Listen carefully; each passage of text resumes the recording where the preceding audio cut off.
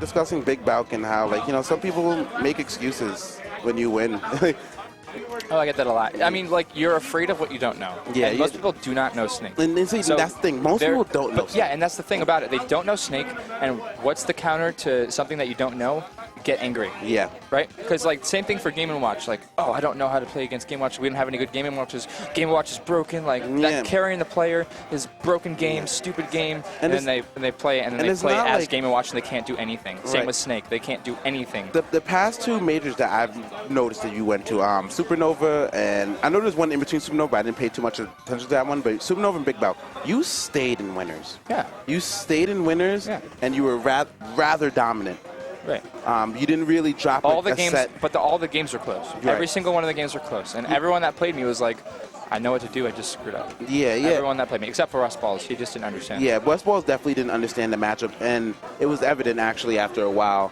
Game one, the game that he won, I think it was the first game, it looked like he was going to destroy you. Yeah, because the thing is about it is Falco 1 can combo the crap out of Snake. Right. And he plays with Johnny Westside.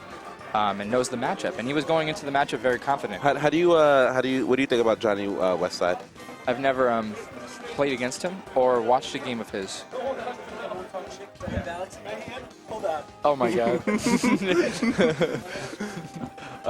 Price is ridiculous. Yeah. But yeah, I get a lot of crap, and I understand why. People just don't understand. Yeah, people just don't understand. They like the John. Like I remember when I first met you or wanted to play you, I thought I would have had like the game on lock because I know Mario's one of the few characters that really gives Snake trouble. Right. And you completely went around in the matchup. You knew the matchup. You knew what to do. You just bodied me. I didn't know the matchup. Well, I'm bad.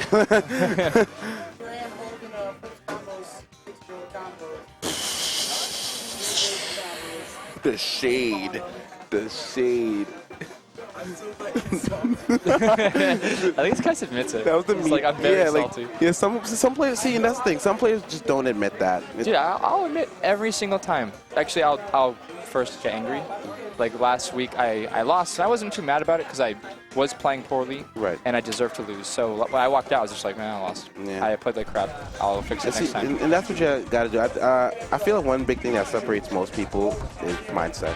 Yeah. Mindset. It's huge. How they deal with losses. How they feel mid-tournament match. Yeah. And if you noticed, I took a lot of different steps than I normally do in preparation for today. Right. Last week I lost against Isolate and Kais, both last hit for both sets. And that stunk. It didn't feel good, right. Especially because I noticed that I was playing like garbage. Yeah. So what I did is, as soon as I lost, like 2 days later, I called them out. I said, Kais and Isolate are going down. This is going to be big. Like they are going to get 3-0'd by me. It's going to be crazy. Right. And I basically did that to set an expectation for myself. So I would say, this is what I want as an outcome, and how do I reach it? And so the next couple days, I went to the lab, which I've not done in a month. And so, yeah, that's a big thing that I've been struggling with, like going back to the lab. Yeah. Like, you need to revisit. Yeah, you need to. Some players, sometimes you feel like you're so above it, but nah, you're never above learning 2+2. You know what I mean? Like you're never above learning your basics again. Yeah, and like I think I messed up every single up B out of shield last week and turnaround up tilts. And so I did like 50 up turnaround up tilts and like a bunch of up Bs out of shields like one play. I just made sure I got my fundamentals back. I'm glad you made the adjustments that you needed out of this. Usually when I commentate your matches, no matter who's in winners, it ends up going to the second set. And you were pretty dominant the whole set. Yeah, I don't know. I was feeling myself, and he first of all wasn't, and he was just. I don't know if you couldn't hear him, but he was just chancing the whole time. Yeah. We were playing. It was I actually called it out. When you guys have games, usually what will end up happening is like, depending on who's winning. Right. But every now and again, depending on the person who's winning, the other will just turn and be like, that's bullshit. Yeah. So before we get kicked off for 64, do you want to talk about Big Bout? Yeah, a little bit about Big Bout. We already kind of did a little bit. Like, yeah. Okay, let's talk about Big Bout. Just because that's what Justin wanted to talk about. He's like, I'm just going to talk about Big Bout. Yeah, Big Bout, you were doing really well. Like, guys, we couldn't bring it up. Please go look at that Smash GG for Big Bout. You were really dominant. You stayed in winners. Right. I feel like the only person who took you out was Junebug. Now, how did you feel about that? I felt so bad, actually. It was the worst. Yeah, the thing about it is I played Fresh right before that, and Fresh changed my outlook on everything. I had to play like a campy, like jerk. I was jumping up and down. I was doing what Rolex used to do back when he was playing. And it was jumping up and down, pressing down B, blowing it up, hopefully catching Nana. Like, that was the game, was just catch Nana with an explosion. Wow. Because the thing about ice climbers is when you're on the ground with them, Snake's on the ground with them, you need to have a safe approach option, and Snake has 0. He only has punish options. So when he has his ice wall, Snake can't jump over that. He's too slow. Snake can't do anything against it. So I literally had to camp him, and it stunk. Yeah. And I've been thinking about new ways to change that up because I never want to play like that again. Yeah. But I mean, no, but sometimes you have to. Sometimes you have to. I mean, I agree. I feel like a lot of people, they hate the way you play. Like, I think there's one example where I was actually watching you, and I was like, okay, this is cancer. Like, you're... That game was cancer. I walked off and said, that was cancer. The commentators, and they were like, agreed, that was. It was you versus Ripple, and you literally threw stuff at him It the was whole his match. fault. He was on that platform the entire match. I couldn't do anything. I mean, what do you want him to do? He has a hammer. That hammer goes so far. It's shield. I can't even wave dash in because it has so much shield stun. He has a better neutral than me. His grab range is ridiculous. He can combo like crazy. He can put me off ledge and destroy me. But he was just sitting there. I'm just gonna.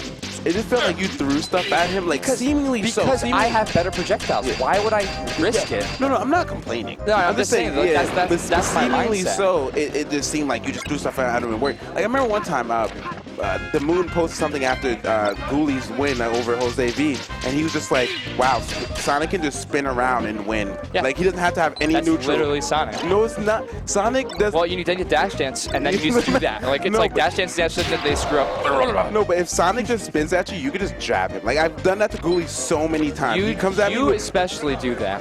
But Snake can't. It's hard because half his hitbox is up tall, and he's so small that, like, he needs to be like here before you get him to the round hitbox. What about F tilt? Because you have like the F-tilt fastest one. but it's so hard to Dude, you don't even understand.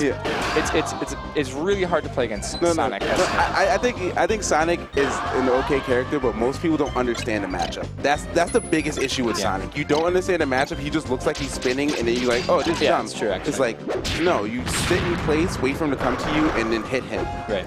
But But Junebug, when I was tilted as hell after going after Fresh. Like I didn't enjoy the game.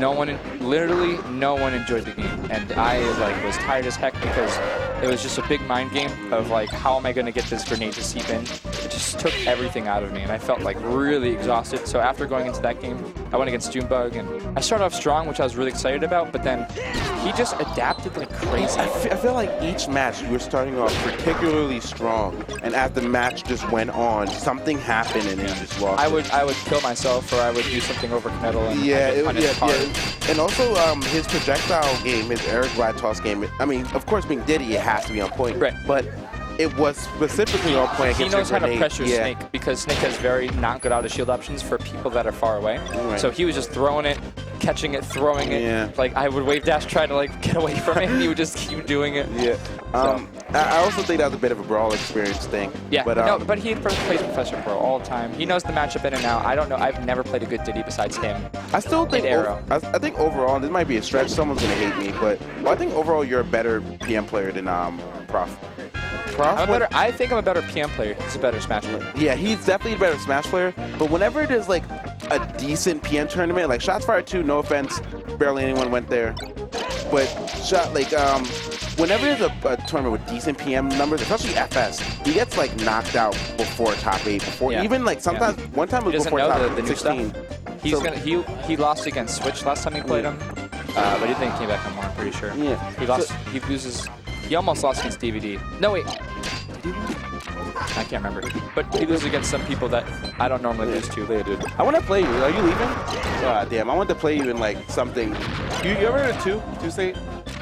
Two-State? Oh, yeah. That's actually my friend. Like, I play with him all the time.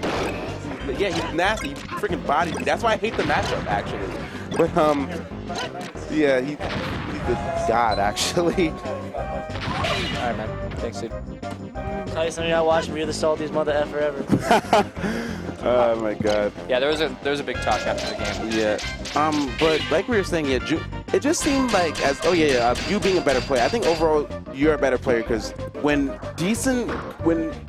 PM comes out in force, it's in America. It seems like Prof can't keep up.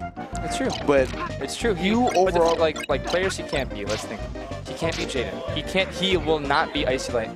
The Sheik matchup. Yeah. He does not understand the Sheik matchup, and he literally switches to Fox to play against it now.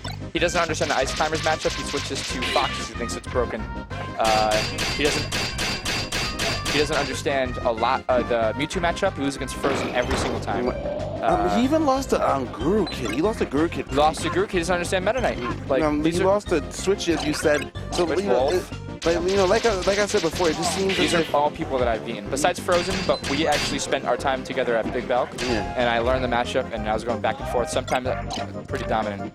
Yeah, actually, I saw a bit of your set against Ichimo 4, and it seems as if you learned something. Well, the thing is, the biggest thing that I learned is that when you up B off ledge as Mewtwo and you're below the ledge, you can't snap to ledge. Most of the time, I can just either cover that with Dare, or I can cover it with either grabbing ledge if he's that low, or I can just down tilt and kill. So that's a huge thing to get him far enough off of the back air and then finally edge guard him because I usually just give him ledge, and that's why I usually lose. Yeah, and Mewtwo's such a weird character. Oh yeah, and he has every tool against me. Yeah, dude, he has every tool in the game. Don't get me started on Mewtwo. But dude, congratulations today, Big Bout. You've been a pretty dominant player, and I'm hoping to stay that way because I think I told Tice last time that you'll never beat me again because I was not happy about the way I played, and I don't think he deserved the win. Well, he did deserve the win because I didn't play well, but I'm saying if I play at my best and he plays at his best, I would win. But the better player should win, and I didn't perform very well, so I just kind of called him out and said I'll always win from now on. All right, that's UG Flipp, guys. Underworld Games here at Underworld Games Flipp here at GVS Manchester. Come out if you're in CT and you want to play Project M. This is the place to be. Where else are you gonna go? Absolutely. Even UG hasn't hosted any big Project M events. Downfall 5 coming up. Oh yeah. Oh, I'm sorry about that. Yeah, Downfall 5 coming up. That's pretty much like CT's premier little mini major. It's been doing pretty well. The thing is about that, not too many CT players go to it, and I have no idea why. Considering how great it's run great.